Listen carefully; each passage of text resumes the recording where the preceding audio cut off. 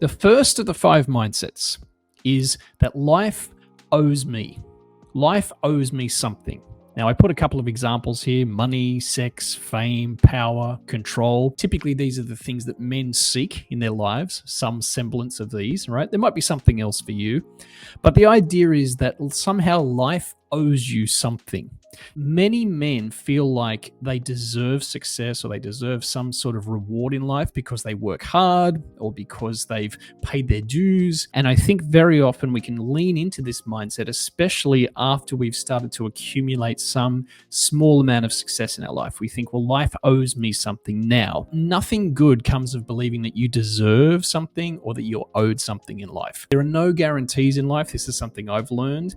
And very often as men, I think when we work hard, we think that we're owed something, and therefore we start to get into resentment when we don't get it. The next one is I'm the only one who, and it might be I'm the only one who knows this, who feels this, is going through this. And this one is particularly prevalent, I think, for men because we tend to perceive ourselves as lone wolves, as mavericks, as very independent in our lives. And we think that I'm the only one going through this, or I'm the only one who sees the world this way. And there's kind of an internal reward, an ego reward for doing that, but it also isolates us. It can cause us to resent other people. It can cause us to basically not get along well in the world because we don't perceive that other people are suffering in the same way. It can also stop us from reaching out for help. And I think this is a big issue men have, particularly as they get older.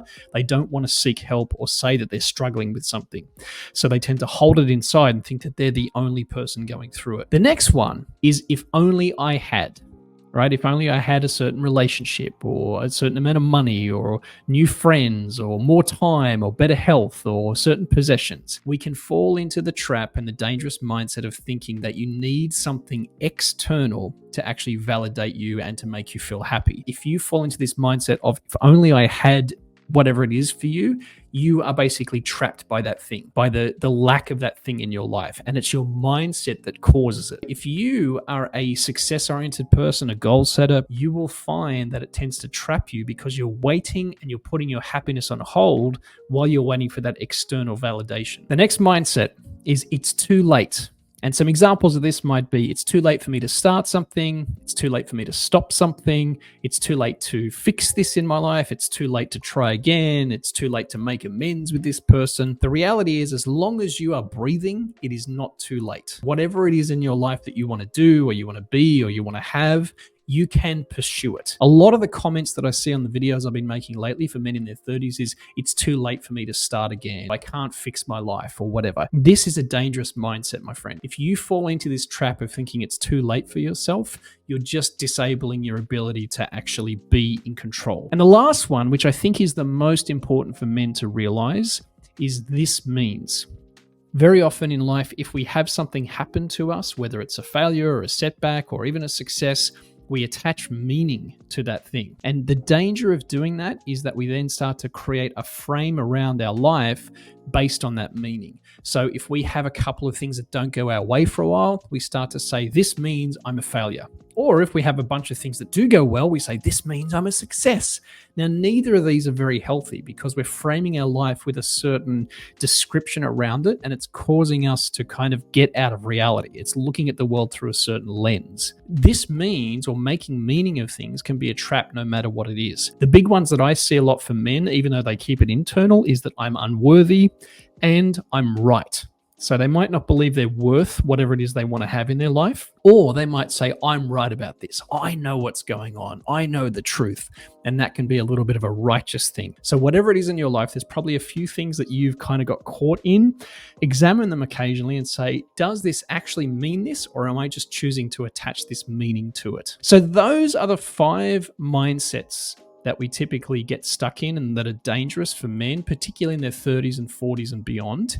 But how can we start to overcome these mindsets? So the first step is actually just simply awareness, right? Stephen Covey, in his book, The 7 Habits of Highly Effective People, he said that awareness in and of itself is curative. If you're aware of something in your life, you can actually start to change it. So whichever of those 5 mindsets that you might have creeping into your subconscious or into your conscious life, just be aware of them. Just go, oh yeah, that's true. I do think that way, or I do say that to myself, and just catch yourself in awareness for a little bit And you'll find that that will actually start to change your behavior because you're consciously aware of what's going on. Second stage is to stay neutral. Now, this is one of the hardest things that I've had to learn to do, and I've had a lot of mentors help me with this over the years. What it means is not judging things, not making meaning, not jumping to conclusions, not getting too emotional, just realizing that things are happening around you and you get to choose how you react, how you respond. And you can choose to be neutral if you want to be. It takes time to understand this, but in most circumstances, if you look at what's going on, if you stay neutral, you actually have more power. You have more position. So staying neutral is the second step I find to overcome these mindsets.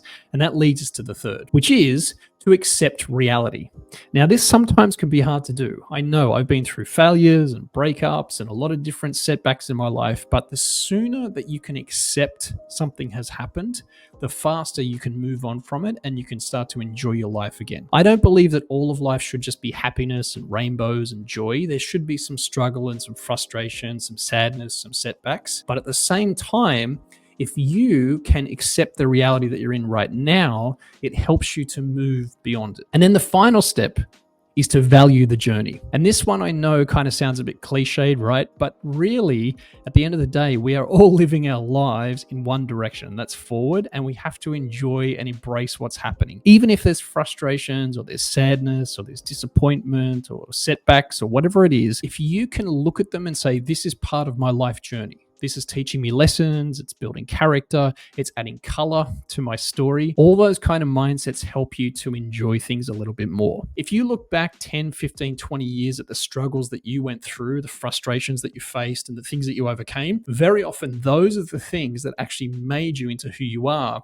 And today you value them a lot more than you realized in that moment. So no matter what's happening to you right now, no matter how difficult it might be, rather than falling into those dangerous mindsets, just value the journey that you're on and realize that it's leading you to a better place. Because, my friend, I promise you that it is.